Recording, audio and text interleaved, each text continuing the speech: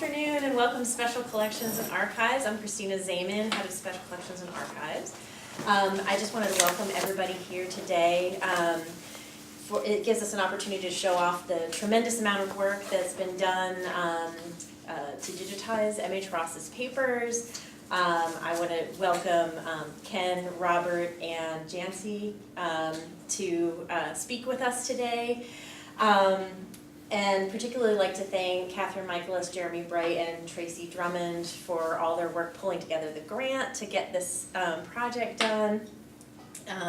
This is one of many events that we have had up here in recent months, and we look forward to having more events and special collections, both up here and out in the community going forward. One opportunity I'd like to share with you is this fall we will be opening a new exhibit in the gallery out here. It will be A Race Against Time, Saving Atlanta's Photographic History. And we really are in a race against time to try and save our negatives and photos in our collection. We have over 8 million photographs documenting 20th century Atlanta. So I hope some of you will come back this fall to join us for that exhibit opening in September. And to keep up with all the things that we're doing in our department, we also we're now on social media. We've had Facebook for a while, but now we have Instagram and Twitter. We're always sending out new and exciting stuff, images from our collections. You can kind of keep track of what we're doing every day up here and any events that we have coming up. So welcome everybody, and I'm going to turn it over to Tracy.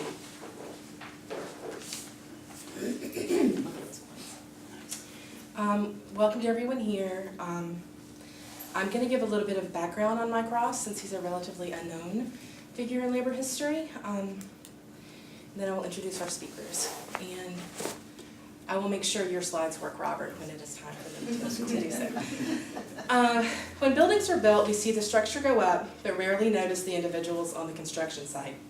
Domestic workers inhabit the most personal and intimate of spaces, but are rarely acknowledged beyond providing for the needs of the family.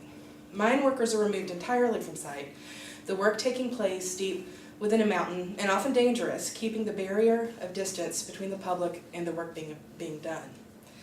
As archivist for the Southern Labor Archives, I collect documentation of work and workers who often have a quality of invisibility. But instead of considering archives dusty, reticent spaces, I think of them as housing voices of the past, voices with thousands of interesting stories just waiting to be heard. And I would like to tell you about Mike Ross. Attending the Southern School for Workers at the age of 19 sparked Ross's interest in and involvement with the labor movement. Throughout his career, Ross worked with unions, including the United Mine Workers, the Mine, Mill, and Smelter Workers, and the United Furniture Workers, as either an organizer or arbitrator. Interested in politics, he ran for public office twice, once in 1940 for a seat on City Council on the People's Platform in Charlotte, North Carolina, and again in 1948 for United States Congress on the Progressive Party ticket, also in North Carolina. After the failed congressional campaign, Ross attended the University of North Carolina Law School, graduating with honors, but was denied the bar on the grounds of character. He was suspected of being a communist. Later, he attended the Columbia University School of Public Health, which led to the founding of the Fairmont Clinic, a prepaid group practice in Fairmont, West Virginia, which had the mission of providing high-quality medical care for coal miners and their families. Ross served as administrator of the Fairmont Clinic from 1958 to 1978. The M.H. Ross papers are special because they so thoroughly document his life, work, and wide interests, and they also provide a family component that is rarely found in labor collections. Ross was also an advocate for the coal miners he documented, providing them space and occasion through oral history interviews to tell their own stories in their own voices. However, Ross is essentially unknown even among labor historians. One might say that his work has remained invisible. And so it has been important to me and to anyone here with an understanding of what this collection holds, of its research potential, of the stories it's waiting to tell, to make it widely accessible through digitization. but it is a large collection, much larger than the collections we usually choose for in-house projects, and so we sought a grant to support dedicated resources for this work. In his letter of support for the grant proposal, Ken Phones Wolfe wrote that it can be argued that people like Ross are even more worthy of such projects because they capture the lives of ordinary people who frequently are responsible for social change but receive little or no credit for their determination to make a difference. And we are glad that the National Historical Publications and Records Commission agreed. We are awarded their Access to Historical Records grant in 2017 and are about 7 months into the project, which will end in September. The total project cost of the matching grant is $110,000 and is the Southern Labor Archive's third NHPRC grant. We received a grant to digitize the Professional Air Traffic Controllers records in 2011 and the Uprising of 34 documentary video collection in 2015. And I would like to give another shout out to the grant staff, Catherine and Jeremy, without whom these projects wouldn't get off the ground. And Laurel Wilson, who unfortunately couldn't make it today, who was our library technical assistant who was responsible for digitizing the collection, but she's also contributed a couple of really great blog posts to the library website. So I encourage you to look those up. A big thank you to them, and thank you in advance to our panel assembled here today who will provide us with insight into Ross's life and work. I'll introduce them now, and they'll present in the order in which they're introduced. Ken Phones Wolfe is the Stewart and Joyce Robbins Professor of History, West Virginia University, where he teaches American working class and Appalachian history. He is the author or co-author of 3 books: Struggle for the Soul of the Post-War South, White Evangelical Protestants and Operation Dixie; Glass Towns, Industry, Labor, and Political Economy in Appalachia, 1890 to 1930s, and Trade Union Gospel, and he's also editor of 4 other books.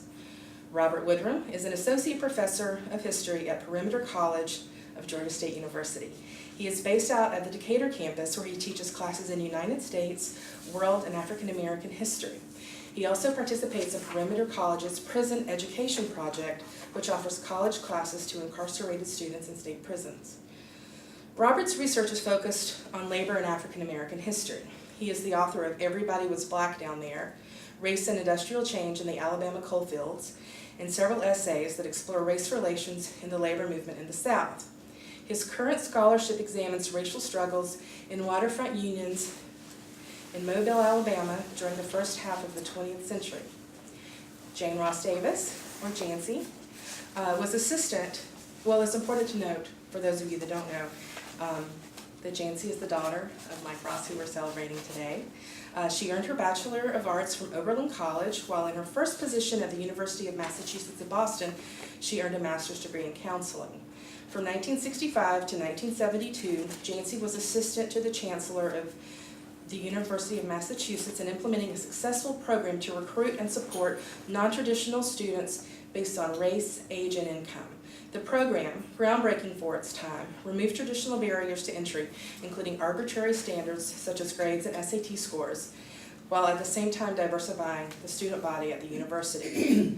From 1973 to 1975, Jancy worked for the University of California Health Policy Program in Washington, D.C. on a study of the Veterans Hospital System with a focus on the role of the VA in training of health manpower for the nation. From 1975 to 1982, Jancy worked for the Public Health Service Regional Office in Atlanta with responsibilities in the area of healthcare financing. Please help me welcome our guests.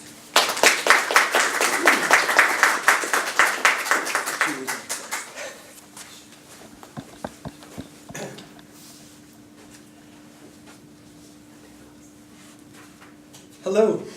Hi. I'm really delighted to be here today to help celebrate the project digitizing the papers of Mike Ross.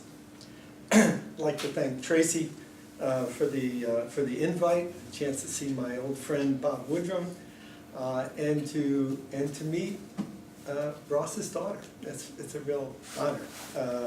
He's such a fascinating guy. And it's always a treat for me to return to the Southern Labor Archives. I believe that between my wife Elizabeth and myself, we have a good chunk of the archives in our basement or our offices, and now we can add a good deal more as a result of this project. A project that really honors a sort of wonderful individual who contributed so much to the labor and civil rights movement over a life of hope and activism. My assignment from Tracy was to talk about how these papers would contribute to my areas of current and future research. But let me begin with the note that they've already contributed to my scholarship. Toward the end of a book that Elizabeth and I finished in 2014, we were searching for pictures. I sent Tracy an email and said, "What have you got for me?" You know, Tracy told us about the photos that had already been digitized from the Ross papers and suggested that we scroll through them. Well, it happened we found the perfect photo, and it became the cover of her book. It was from Ross's days with mine, mill, and smelter workers, and it showed a parade of black and white workers marching behind a banner that read, "Religion and unionism go hand in hand." Perfect. We were overjoyed. For those of you who don't know, probably the majority of you, Liz and I have spent a fair amount of our careers researching and writing about working class religion. More recently, ignoring professional advice, we decided to do what we always wanted to do, which was write a book together. I'm not going to talk too much about that process. But after much discussion and compromise, mostly on my part, we decided to consider this theme of religion and of working class religion at a critical moment, labor's post-World War II campaign to unionize the South, pejoratively labeled Operation Dixie. There have been many efforts to explain the campaign's failure, and we explored one of those, evangelical Protestantism. For the record, we focused on those who were on the other side of the divide within the labor movement from Mike Ross, those who have often been seen as the reason for the campaign's failure. In Ross's case, when he was done with military service, he returned to those unions and organizations increasingly anathema to the CIO, the furniture workers, Mine Mill, the Henry Wallace Campaign, the Southern Conference for Human Welfare. We were fascinated by left-leaning Protestants, people like Alva Taylor, Claude Williams, Harry Coker, and Ross's own brother-in-law, Don West. But our purpose, rightly or wrongly, was to try to understand the CIO's plan and failings, particularly with the white workers they hoped to recruit. The Ross papers, on the other hand, give greater insight into the groups associated with what Bob Korstad, Mike Honey, and others call civil rights unionism. As the South emerged from World War II, there was a tremendous sense of anticipation that the expansion of the Southern economy, the opportunities created by the New Deal, and the energies and outlooks of returning servicemen could remake the region, could make it much more labor-friendly, and also much more friendly to civil rights issues. The CIO launched Operation Dixie with the twin goals of unionizing Southern workplaces and democratizing Southern politics. To achieve those goals, union organizers would have to battle the brutal rule of employers, politicians, lawmen, and their hirelings. They would also have to confront the issue of racial oppression. These are the areas where Mike Ross's papers are so helpful. Ross chose to work for unions that were organizing multiracial workplaces. Ore mining and woodworking in Georgia, Alabama, and North Carolina employed large numbers of blacks and whites. Employers used race to divide their workers and charged any interracial effort with being a communist plot to encourage what they labeled social equality. To Southerners in the 1940s, social equality meant everything from integrated schools to interracial sex. Ideas that were unthinkable to many at the time.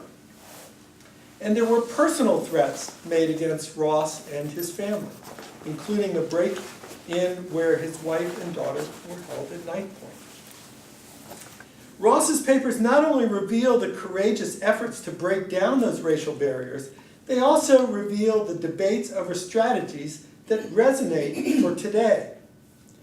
While the furniture workers, mine mill, and people like Ross confronted racism head-on, other unions chose strategies that emphasized more gradual change and the promise of institutional capabilities. That is, to get workers in unions first and then tackle more complicated issues like racial inequalities. This sounds a lot like the debates between the Bernie Sanders, Elizabeth Warren wing of the Democratic Party and the Clinton wing today. Ross and his wife Annie, who had her own career fighting for social and economic justice, are fascinating because they remained outside the Communist Party but believed in the strategy followed by the left-led unions. We simply don't have enough examples of such organizers. So these papers are extremely valuable. They give a ground-level view of activities and solidarities that the broader narrative of the region dismisses as simply impossible. The clippings contained in the collection demonstrate that opinion makers were aware that something special was occurring, much to their consternation, and that it revealed substantial holes in Southern mythology. The debates within the labor movement over strategy came to a head in 1948 with Henry Wallace's Progressive Party run for the presidency. Recall that transforming politics was the second goal of Operation Dixie. For Ross, that meant abandoning Harry Truman and the Democrats. His papers offer insight into the fracturing nature that the Wallace campaign had within the labor movement. The upper echelons of the CIO believed that by downplaying Truman's limitations on many issues, labor might sustain the New Deal coalition and overturn the anti-union Taft-Hartley Act. Progressives wanted to embrace black voters and radical ideas in a high-risk but potentially high-reward strategy designed to create a labor-friendly nation. The Rosses, Mike and Ann, who had previously promoted a farmer labor party in 1940, were active for the Progressives. Mike ran for Congress in North Carolina's 6th District. They helped the Progressive Party achieve the unthinkable goal of obtaining 30,000 signatures in a hostile conservative southern state so that they could get the party's candidates on the ballot. But to their dismay, the CIO not only refused to endorse Ross, Wallace, and the other progressives, but it piled on the defeat by expelling the two unions that had employed Ross as an organizer. Not because they employed him, but it nevertheless piled on the impact of that defeat. Thus, there's much in the papers that shed light on a critical moment in the history of labor in the U.S. Researchers can see through the eyes of one activist the struggle for fair employment practices, voting rights, union organization, and interracial unity in the South in the decade before the Civil Rights Movement. And they can see these struggles play out in numerous locales. We know about Memphis, Winston-Salem, and Birmingham from excellent monographs. Ross's papers reveal the situations in places like Thomasville, North Carolina, and Macon, Georgia. It's unlikely that these papers will end the debate about the path the CIO should have taken with Operation Dixie and the Henry Wallace campaign, but they add considerable weight to the argument for a more aggressive interracial campaign. As Tracy mentioned, there were real personal costs for Ross. Following his defeat in the 1948 election, Ross enrolled at the University of North Carolina Law School, and despite finishing near the top of his class in 1952, the North Carolina bar refused to allow Ross to take the exam, drawing upon the red-baiting campaign that had been used against him and the Progressive Party. By then, the Red Scare was in full swing, and his papers demonstrate the lengths to which conservative forces would go to silence any voices for labor and civil rights, whether or not they could prove the accused were guilty of subversive motives. In response to the denial of his efforts to practice law, Ross returned to the people he knew best, miners. He had spent a good deal of his time as an organizer with the miners, first in UMW District 50 and then with Mine Mill. In the 1950s, the UMW was in the middle of a wide-ranging experiment with a unionized public-private welfare state called the United Mine Workers Welfare and Retirement Fund. Using a levy placed upon the tonnage of coal mined, the UMW not only offered a retirement program for miners, but also medical care in areas that had been unable to recruit doctors to coal fields. Administering the funds jointly with the industry and with public representatives, the UMW was responsible for the creation of hospitals and clinics throughout Central Appalachia that offered medical and dental care to the families of miners, often for the first time. Now, this is not likely to be an area of my own future research. However, I have two graduate students, one of whom is a practicing physician, who will draw heavily upon the Ross papers for their work on the lives and well-being of miners in West Virginia and Kentucky. Indeed, the final chapters of Mike Ross' varied and remarkable career took him to coal country in the 1950s through the 1970s. When it became clear he was never going to be allowed to practice law, Ross gained admission to Columbia University School of Public Health. And in 1957, he went to work for the UMW's Welfare and Retirement Fund, representing the union in negotiations over funds for the health care of miners. As part of that work, Ross was the driving force behind the Fairmont Clinic, a prepaid group practice just down the road from WVU in the town where my current graduate student practices medicine in a clinic. In fact, she treats some older miners who used to go to that clinic. Sometimes God, or whatever we might call that force, bends an arc of justice that just makes us smile. My student is from a large but poor coalfield family, the only one to leave her hometown for college and a career. She has already written an outstanding paper on Appalachian Physicians and black lung, and soon she plans to begin digging through Ross's voluminous files from his work with healthcare and the United Mine Workers. There are many topics to be gleaned from this rich collection of materials. Ross was not only an activist, but also an instinctual archivist for movements of working class activism and social justice.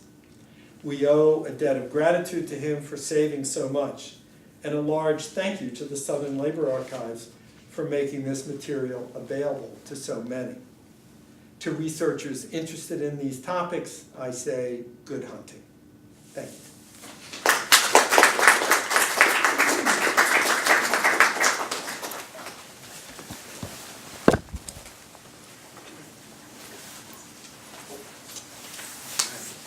I have some slides. Push, go ahead and push this. Stay right there. Okay. And just try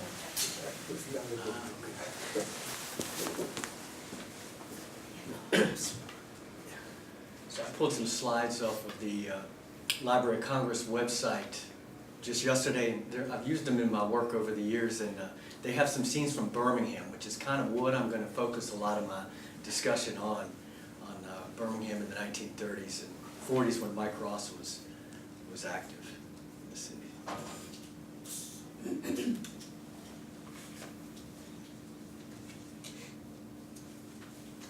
see something's happening. It's just warming up, sorry. That's okay. It's our car.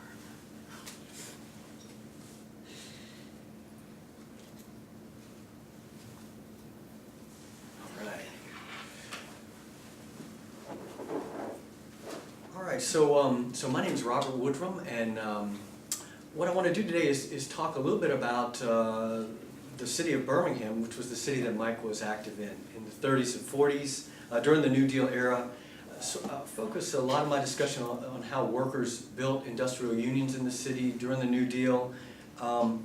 Particularly two groups, the United Mine Workers of America, which is a union that I've studied extensively, and the International Union of Mine, Mill, and Smelter Workers, which Mike was an organizer for and an educator for in the early 1940s.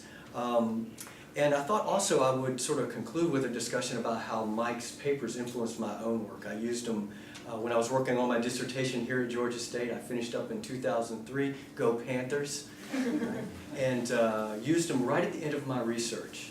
And they really were incredibly valuable, as Ken was talking about there. It's amazing what you find in these papers. So first, let me just talk about Birmingham during the Great Depression and the New Deal. Birmingham is sometimes called the Pittsburgh of the South. It's a center for heavy industries, mining and coal and iron production, and even textile production in the South. And at the onset of the Great Depression, Birmingham was about the same size as Atlanta. It had about 250,000 people. Of course, the two cities went in kind of different directions, Atlanta being much larger than Birmingham today. Birmingham had invested everything in heavy industry, and Birmingham's industries suffered from what we might call sort of technological backwardness. And to sort of offset this technological backwardness, Birmingham's industries relied on low wages and low costs. And one of the keys to get those low wages was to exploit the racial divisions among the workforce in the area. So Birmingham and its surroundings were heavily segregated. In fact, Birmingham has sort of two nicknames, the Pittsburgh of the South. The other is the Johannesburg of the South, referring to the racial apartheid system that essentially had in Birmingham. So inside the mines and mills of the Birmingham area, racial divisions were the rule, and white workers tended to occupy the higher skilled, higher paying jobs, and they were in the production lines where there was economic advancement and they could move up. And African Americans were generally segregated into the lowest paying, most physical kinds of labor underground. So African Americans lived in Birmingham in a very violent and white supremacist world. And of course the factory owners and the mine operators exploited and profited from these racial divisions. And the history of the Birmingham region is just full of examples of how they used this to divide the workers and, most importantly, to blunt unionization in their operations. So as an industrial center, Birmingham was really hit by the Great Depression. Of that 250,000 population, government officials estimated that about 100,000 people were what we will classify as wage earners. And about 25 to 30,000 of them were unemployed at the height of the Depression. So you had about 25 to 30% unemployment. But then about 60,000 people were working either part-time or on some sort of staggered schedule. So you have upwards of 85,000 people basically earning much less than they had before the Great Depression. Franklin Roosevelt would acknowledge this in the mid-1930s when he called Birmingham the worst hit city in America. So, people resorted to all kinds of measures to get by. And these are kind of amazing. You read about these in Birmingham. They raised their own food. Sometimes the companies would let them stay in company houses.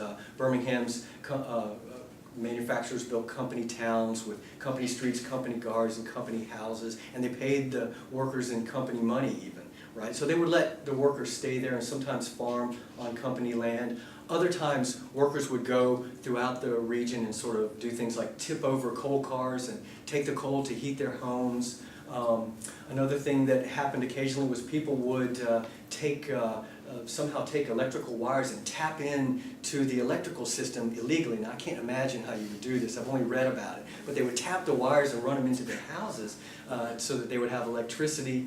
Also, if people got evicted from their houses, sometimes what would happen in Birmingham is on a vacant house, people would come up and just start pulling the wood off the house and use it to heat their homes. Right? So it was just a desperate situation in Birmingham. So the local charities, the local relief efforts, the churches were just completely overwhelmed by this. And after Franklin Roosevelt was elected in the election of '32, you had the New Deal programs begin to come in, and there was some aid that filtered in by about '33, '34. bigger programs like the WPA and Civilian Conservation Corps, others swung into action and helped. But I think the big change really in Birmingham came when the industrial unions came in, when unions like the United Mine Workers and Mine Mill came in and organized the workers. That marked a big turning point in the history of the city. So the UMW was kind of the first. And they sent an organizer from Indiana who was an ally of the union's president at the time, a man named John L. Lewis. They sent him into Birmingham. His name was William Mitch. He came into the city and just to sort of test the waters. And almost overnight, I mean, it's kind of amazing to read about this, something like 90% of the coal mines were organized. So you had almost like 26,000 miners organized almost overnight in a matter of weeks and months. The UMWA was able to establish a presence for a lot of different reasons. The companies were weak. They were divided against each other. You read a lot of examples of this. There were federal protections that sort of came in for organizers, first under the National Industrial Recovery Act, but then a little bit later under the National Labor Relations Act. So government protections for people who wanted to join and organize unions. But I think the most important things were the sheer force of the workers themselves and the popularity of the industrial unions. But another key thing was how the coal miners in particular negotiated the tricky issue of race. Here the UMWA was kind of path-breaking in some ways. In the mines, African Americans were the majority during the New Deal era, about 55%. So any attempt to organize these workers had to include African Americans. And the UMWA had to deal with the race issue. So from its earliest days, the union had recognized this, and it goes back into the 1890s. They had known that coal mining had a racially diverse workforce, an ethnically diverse workforce, and a religiously diverse workforce. So their constitution forbade any kind of discrimination along these lines. Now, it didn't always work perfectly, and there are countless examples of the union backtracking on this throughout its history. But the miners' union, when it came into Alabama, organized African Americans. Now, while the union was always controlled by whites, this was part of their system. The head of the union in Alabama, the state organization, was white. The presidents were always white. African Americans were elected to sort of secondary positions at the local and state level. But also the union would hire black organizers. Blacks served in various other capacities in the state organization. And the union was committed to certain ideals: equal pay for equal work. African Americans and whites brought into the same locals. A lot of times a union would have a white local and a black local, sort of different locals of the same union. They brought everybody in together. The union defended the rights of its black members underground, and this is very important. African Americans served on grievance committees. They served on safety committees in the mines, very important committees. And it attracted a lot of African Americans as a result of that. And also, and perhaps most importantly from the perspective of African Americans, the union was a check on the power of the white boss. They could no longer fire you for just being black or joining a civil rights organization or anything like that, right? The union could stand up for you. Outside of the mines, the union, the UMWA confronted in some ways the wider segregated world. In particular, William Mitch and the other leaders of the union opposed poll taxes and literacy tests that kept African Americans disfranchised. So African Americans benefited from the union, which is why there's this history of African American support for the UMWA in Birmingham. In fact, African Americans led the organizing efforts and were usually the first to join the union, and that is certainly the case in the 1930s. They estimate something like 60% of the union members in the early days were African Americans. So you can see how the union, from this brief little discussion, how the union could confront white supremacy at times in certain ways, but it also at the same time sort of accommodated to it in its structure, with whites always in control ultimately of the union. There was one other way that became a problem for the union, that it sort of dodged the issue of race, and that was segregation underground. It didn't confront this in a direct manner. So when the skilled jobs underground were white, the companies made sure that was the case, and the union sort of didn't challenge that. African Americans were segregated into one particular job that was the most physically demanded and lowest paying, and that's the job of loading coal. As a result of that, when changes would come in terms of technology, African American miners were exposed to this. In other words, the first mechanization that occurred in Alabama was coal loading machines. And in the racial structure in the mines, machines were always operated by white miners, right? So this would become an issue after World War II in particular, but also a little bit in the 1930s. But initially, this was something that would happen sort of in the future. So the coal miners, once established in Birmingham, led the establishment of other industrial unions in the area. John L. Lewis and the other leaders of the United Mine Worker were key in the establishment of the Congress of Industrial Organizations, which was the large coordinating body of industrial unions like the United Auto Workers, United Steel Workers, and of course mine, mill, and smelter workers. UMWA organizers would help organize these operations throughout Birmingham. And generally speaking, in terms of race, these other unions adopted what became known as the miners' formula. Sort of leave the union in white control, but bring African Americans and whites together at the grassroots level. One small but important union that was involved in this was Mine Mill, and it organized iron ore workers, the majority of whom were African American. By about 1938, with help from the UMWA and also federal regulators, most of the companies in the Birmingham area had agreed to recognize the union, and formal recognition really came right before World War II with the United States Steel's affiliate, which was known as Tennessee Coal Line and Railroad Company, agreeing to recognize the union. So there was great change right before World War II, between that time of 1933 and 1941. And this is the world that Mike came to in Birmingham, a world that seemed in the midst of a dramatic change. Mike had got involved with the industrial labor movement after leaving home and living in Texas and Oklahoma. He became immersed in worker education projects, which proliferated during this era.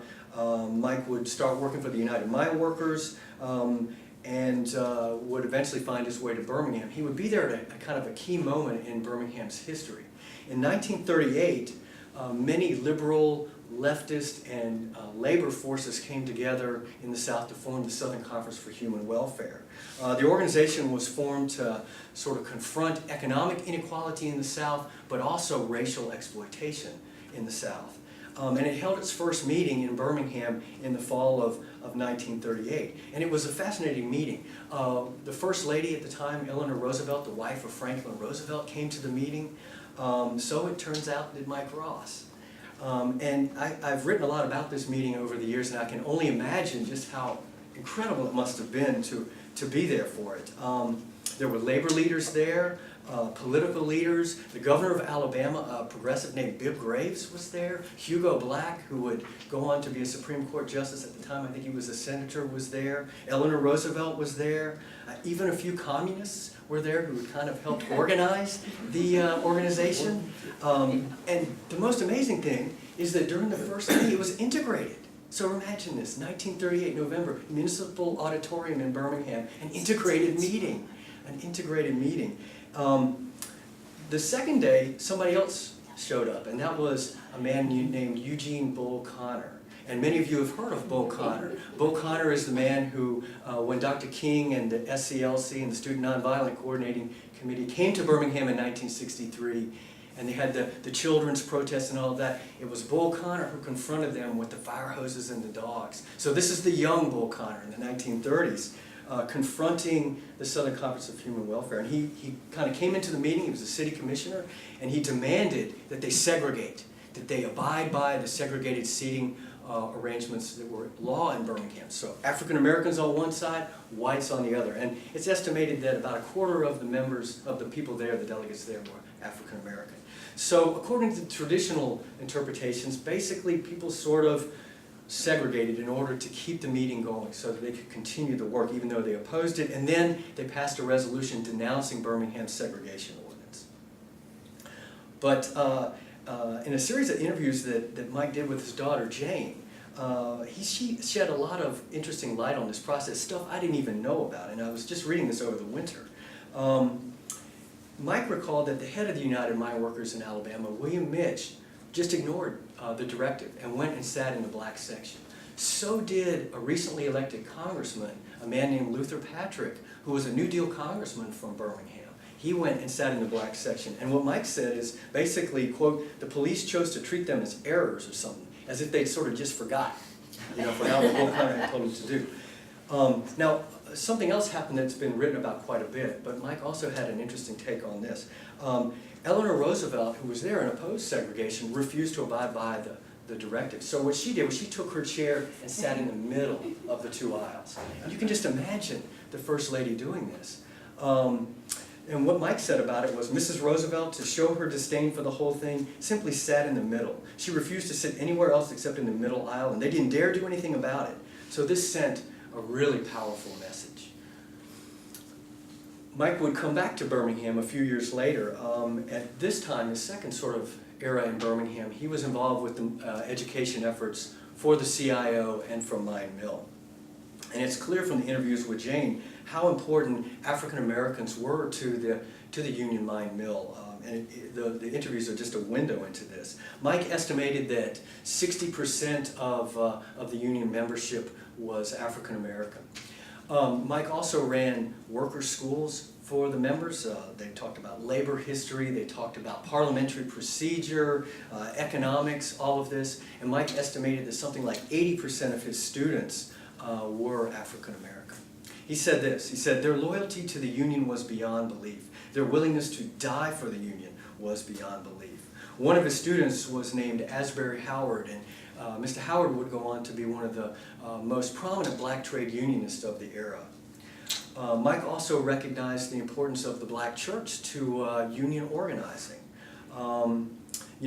He said this, he said, what I was seeing was the tremendous influence of the church, allowing blacks freedom of expression and allowing them to grow and develop their own leaders free of whites.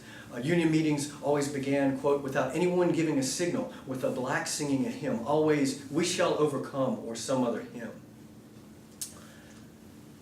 So I thought I would talk just briefly about what caused Mike to leave Birmingham.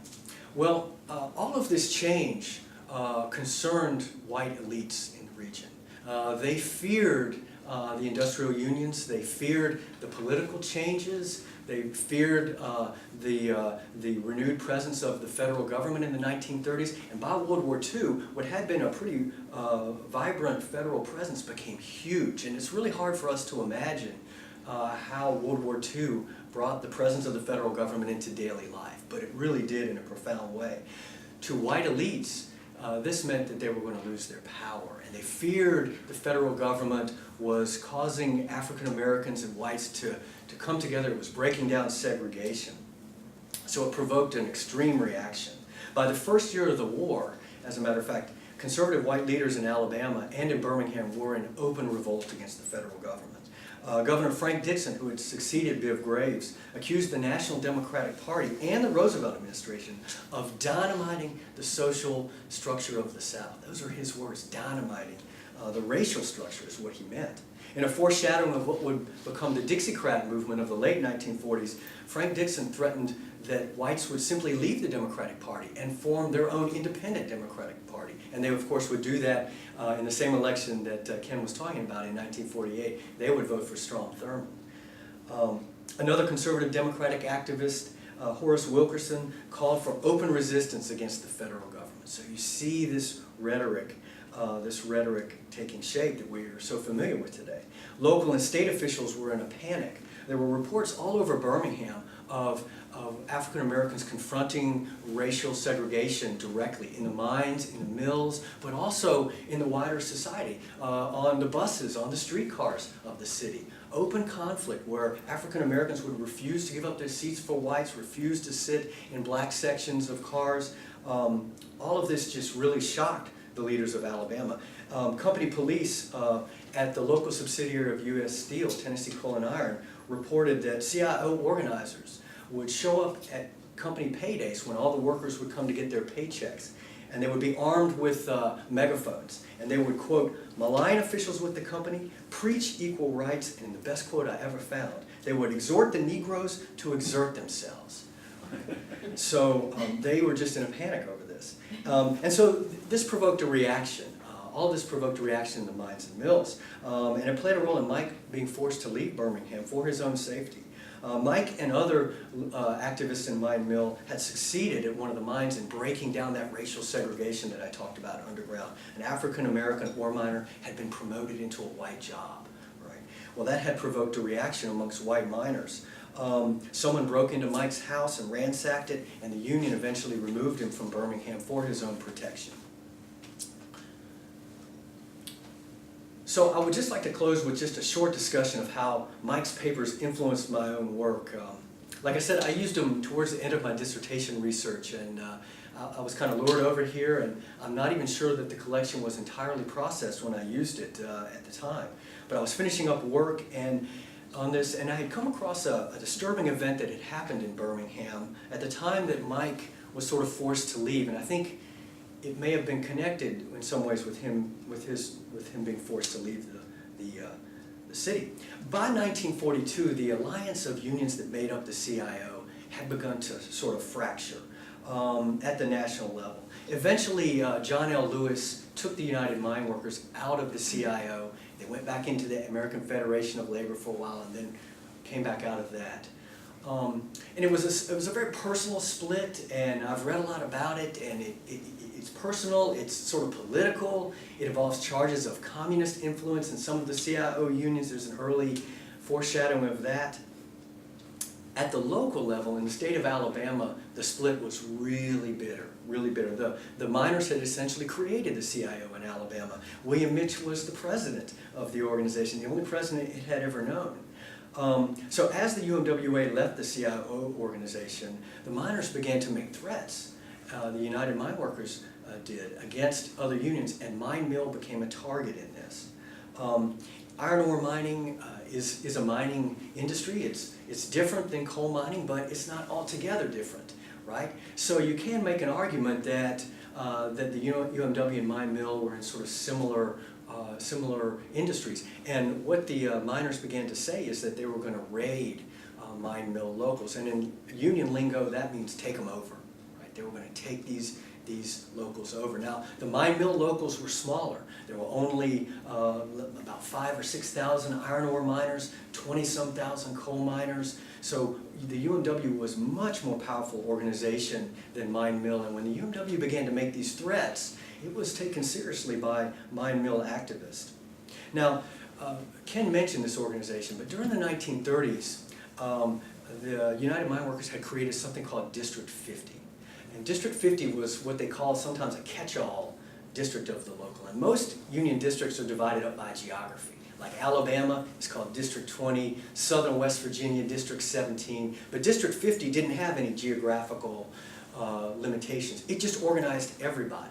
And the famous thing that you read about District 50 was, here are the United Mine Workers, District 50. They had organized ticket takers at Coney Island. So, they organized everybody. They organized chemical workers and all this. And it had sort of been created so that they could bring people into the union movement and then put them into these other unions eventually. So the miners would come in, get them set up and then put them into like oil, chemical, and atomic workers or steel workers or some other union. But it had stuck around. It had stuck around. It had never gone away. And in Alabama, it sort of becomes kind of what I would describe as a shadowy organization.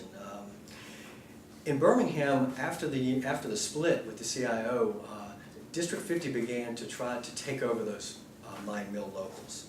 What I found in Mike's papers were documents indicating that organizers for District 50 colluded with white separatists to take over these mine mill locals. These were white ore miners who at one time had been in the minority, who did not agree with the mine mill idea of bringing whites and blacks together and bringing blacks into leadership positions within the union.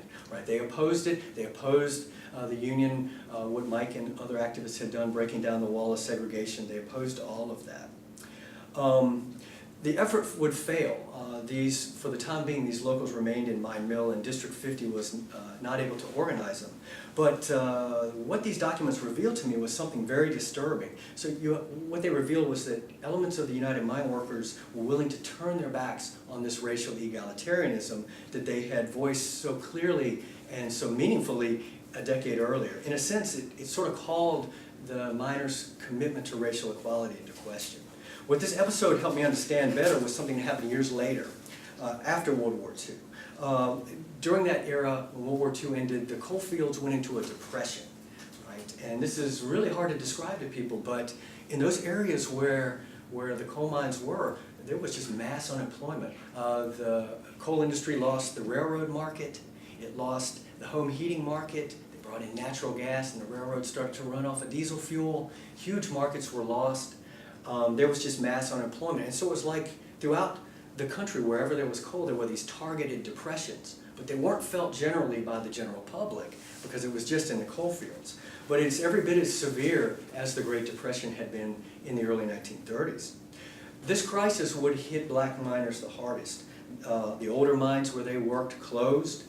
In the mines that remained open, the companies began to mechanize. They introduced mechanical loaders that eliminated the jobs of African Americans, and then later continuous miners, which cut coal and loaded it all in one machine and eliminated the jobs of even more African American miners. The companies hired only whites for these jobs, generally. When the new mines would open that were highly mechanized, the companies didn't hire many blacks either because these mines were mechanized. And African Americans were oftentimes, most of the time, not allowed to operate machines. Now the union did not really challenge the companies on this, and when black miners would protest, it dismissed their concerns.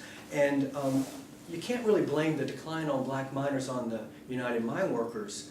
That is really an economic situation, and it's also a situation that involves decisions at the company level.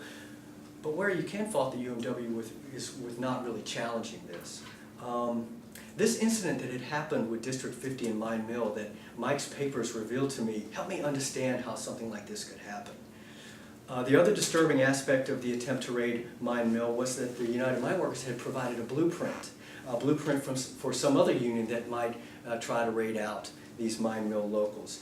And in the late 1940s, the United Steelworkers of America would follow the UMW's blueprint on that. Mine Mill, as Ken mentioned, would get kicked out of the CIO over the issue of communism, and as that was all taking shape, the steelworkers in Birmingham, sensing an opportunity, colluded with many of the same white separatists and even the Ku Klux Klan to take over these mine mill locals.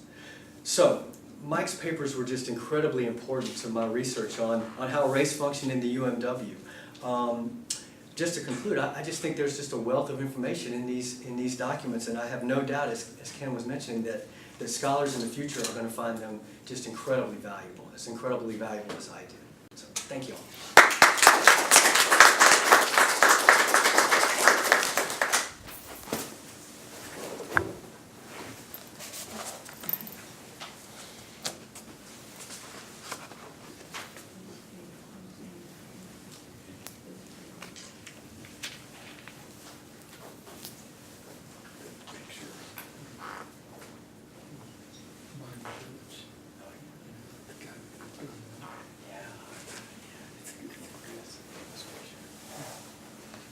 I don't know if you can take another one. I appreciated both of those. They were very good. I'm not much of a speaker myself, but I'll try to do my part.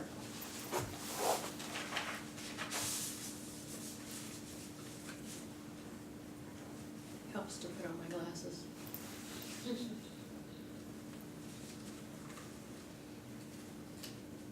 I happen to notice that each of the panelists here has spent significant time in West Virginia. Robert Woodrum was a labor and business reporter for the Charleston Gazette. Charleston is the state capital. And Ken is currently professor of history at West Virginia University in Morgantown, West Virginia. And I went to high school in Morgantown High School, 57 to 60 when I left for college. So, how about those West Virginia teachers? That's right. Did they start something or what? I heard that many of those teachers had fathers and grandfathers who were miners. Maybe our panelists know something about that.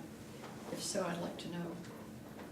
In any case, West Virginia has a long and proud tradition of miners fighting for their rights to a union, a living wage, and later for health care and retirement security.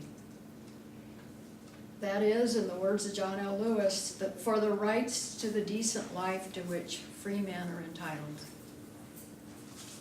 Only now we women would shout, "We too."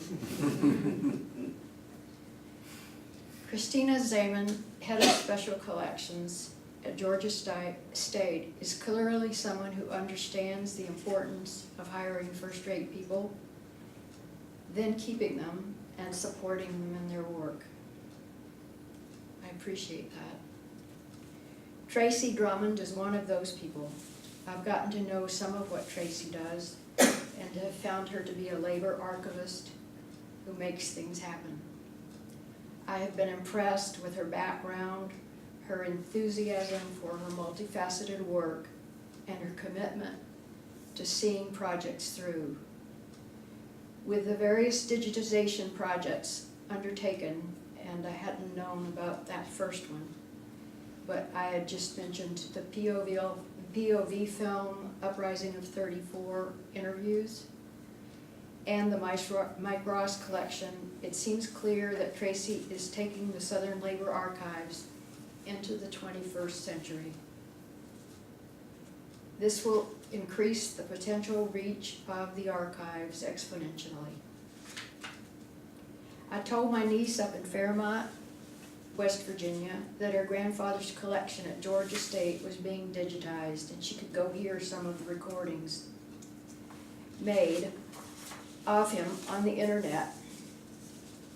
My husband, I had been told by Catherine Michaelis that I could hear some of those easily, that is without going to your official site, which I have never mastered, but that I could do that easily on YouTube.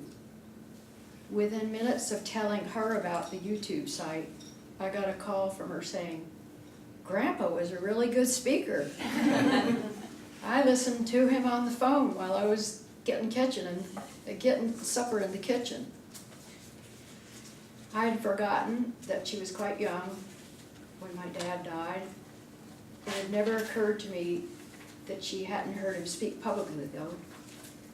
However, she so quickly found a recording of him on her phone and was listening to a lecture he gave at one of his healthcare delivery classes at Fairmont State over 30 years ago, which was just an aha moment for me.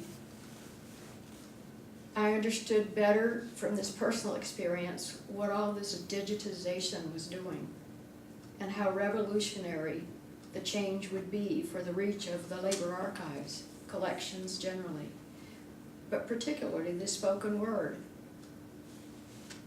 It certainly changes totally the complicated nature of archival research, not to mention its expense. No longer will archival research be just for those with the money and resources to come here,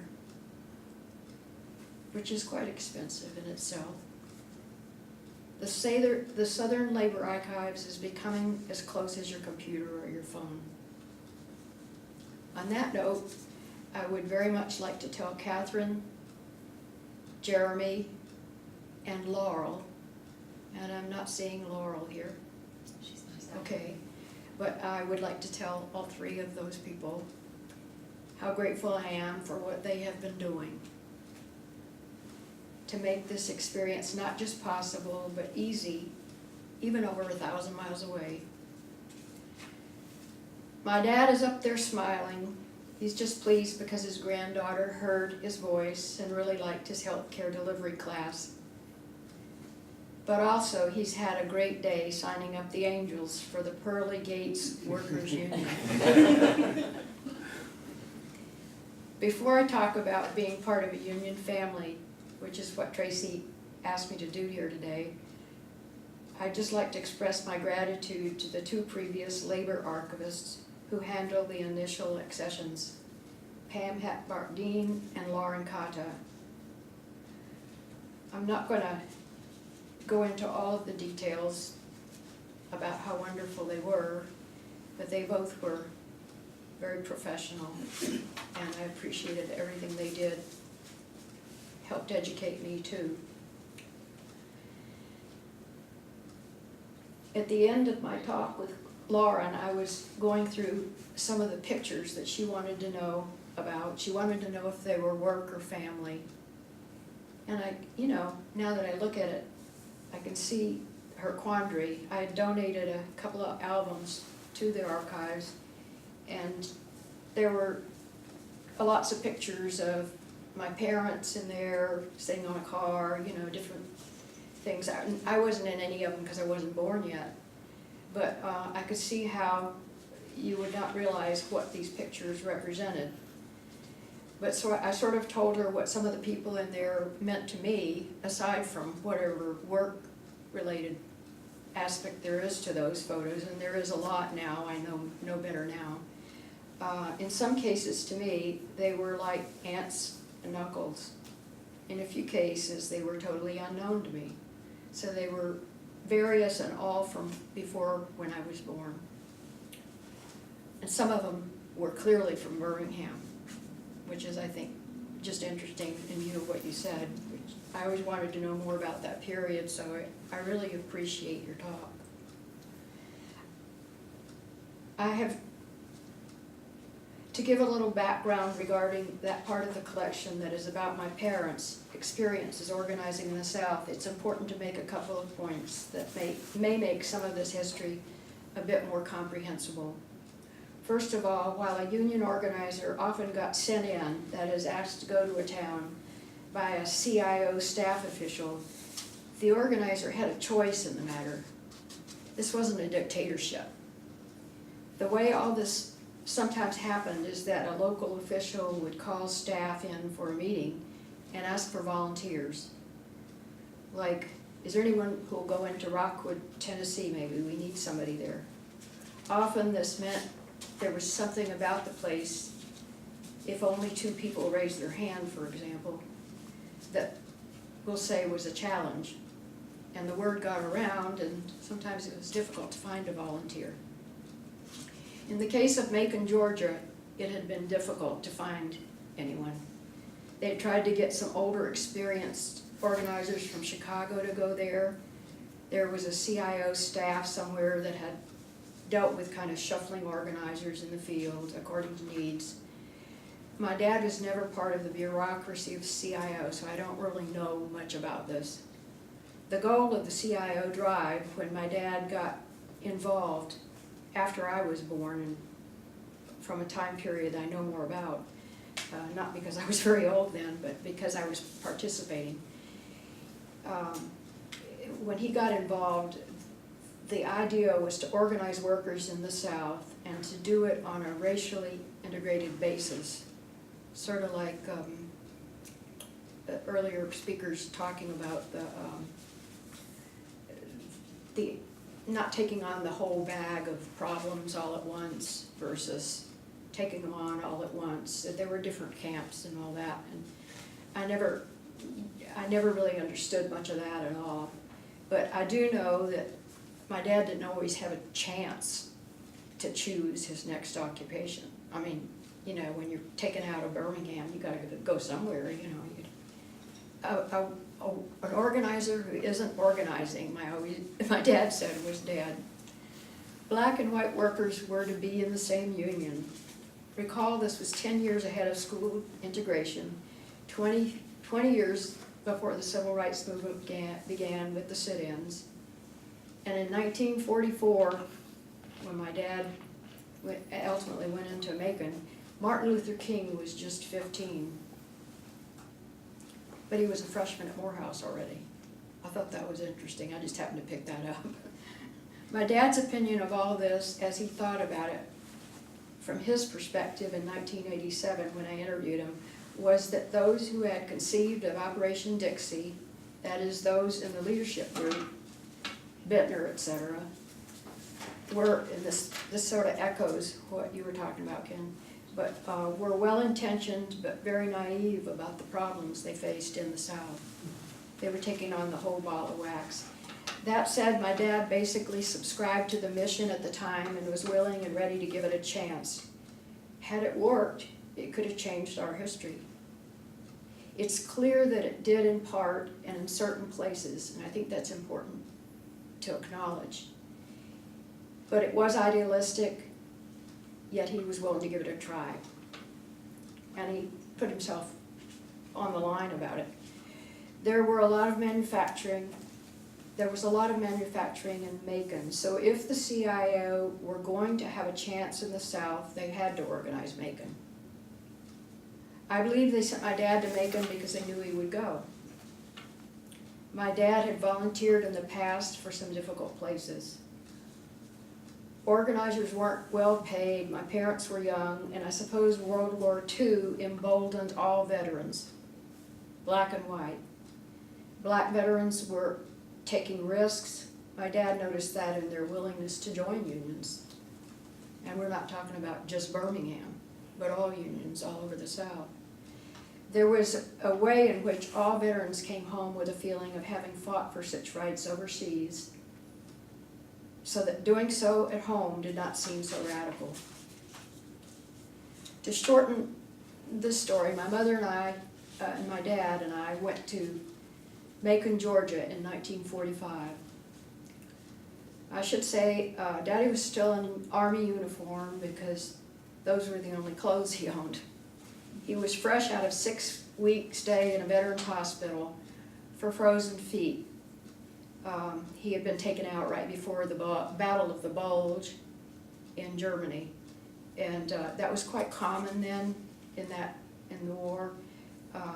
They were taking him out right and left because people literally got frozen feet, and you can't do much with frozen feet on, or can't walk. My dad had been taken out due to frozen feet, a common problem as the Army approached the border of Germany in December 1944. That was just prior to the Battle of the Bulge. On our arrival in Macon, we encountered right at the bus station.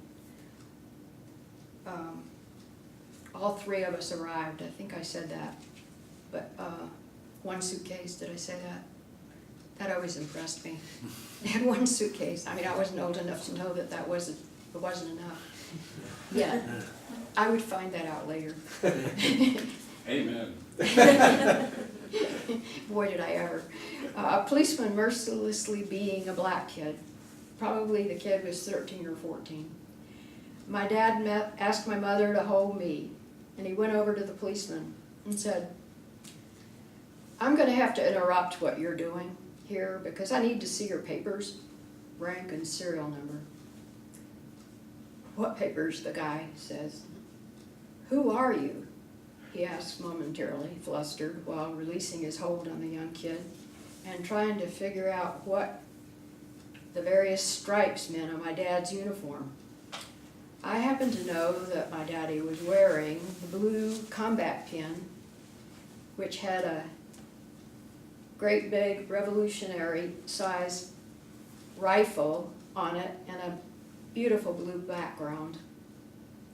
I have it on today.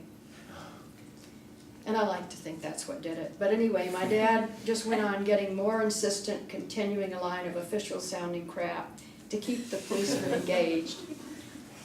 Meanwhile, a largely black crowd was gathering around the two of them as my dad kept up his line of bureaucratic BS. Meanwhile, the young kids somehow disappeared into the crowd. Then my dad says to the cop, charitably, "Well, I'm going to leave you alone this time, but you need to look into those papers. You're supposed to have those at all times." And he turns on his heel and walks off. Miraculously, the three of us made it to the Milner Hotel there in Macon. The Milner was a cheap hotel chain that my parents stayed at. It was about the only place they could afford to stay. It cost $1 a night, as Daddy put it, and anything could happen.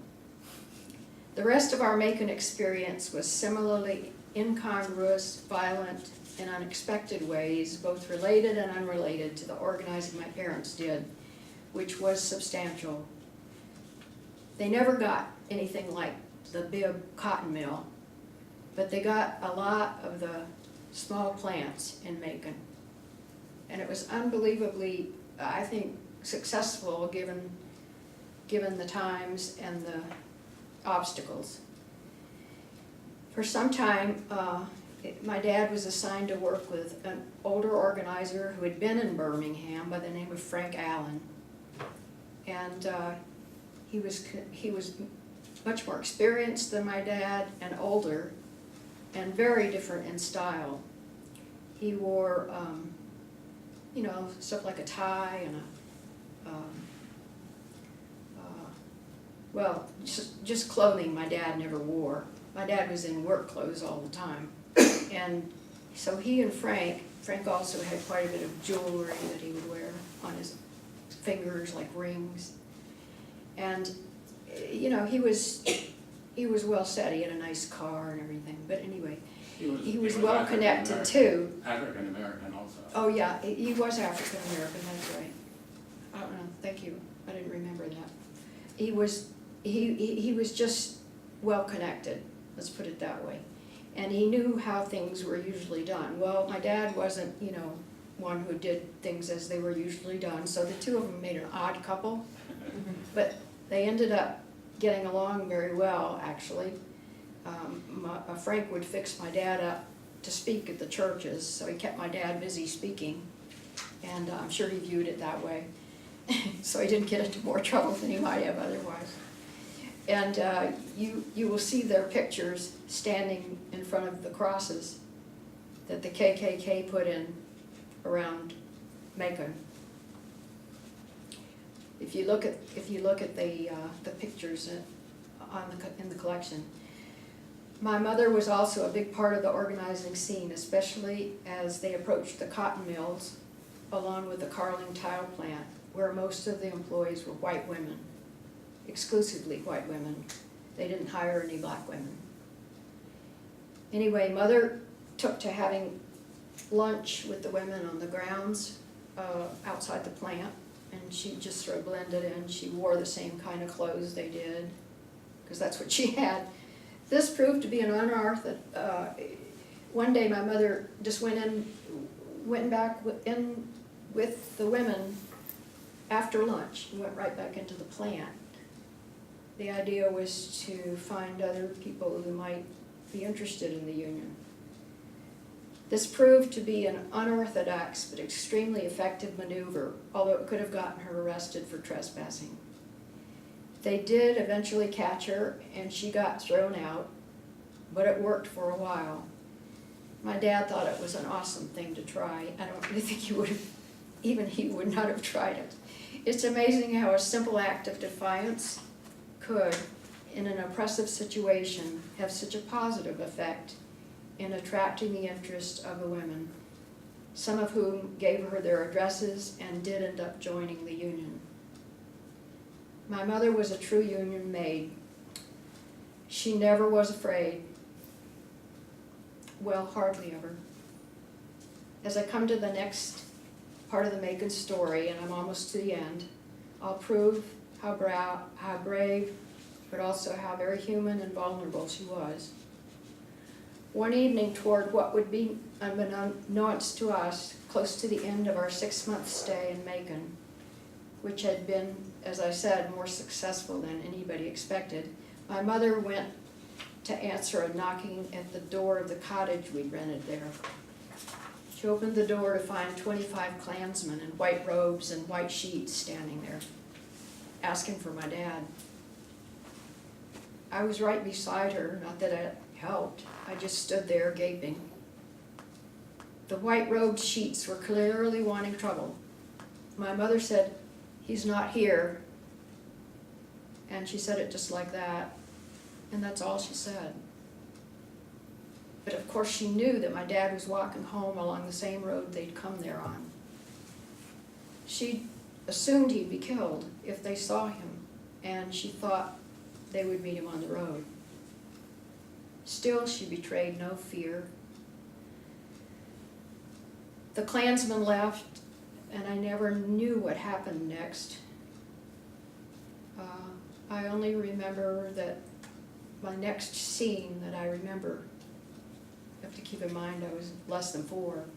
I ended up with her, standing by her as she lay in a hospital bed. I could see some of her hair and a hand, but the bed was too high for me to get up to be with her. She wasn't saying anything. I don't know how long we were like that. I later learned, probably several years later, that she had had a miscarriage that day. So, that was Macon. I think we need a break.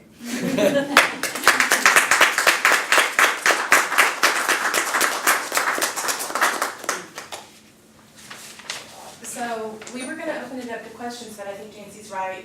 Let's get up and move around a little. There are refreshments out there, but this is a small and friendly and intimate enough crowd that we can hang out a while and ask our questions one-on-one and get to know each other better. So thank you all for coming today.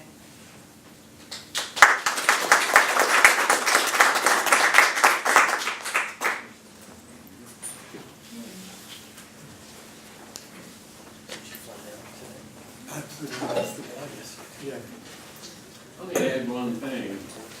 When Mike was seeking his law license in North Carolina, the interviewer selected by the Carolina Bar Association was a young lawyer named Jesse Helms.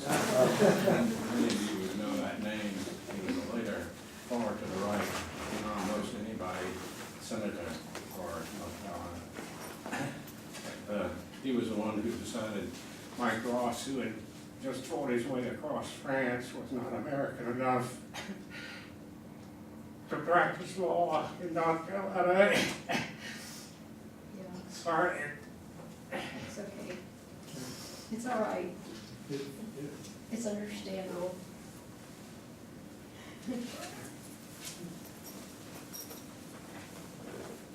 He did okay for himself.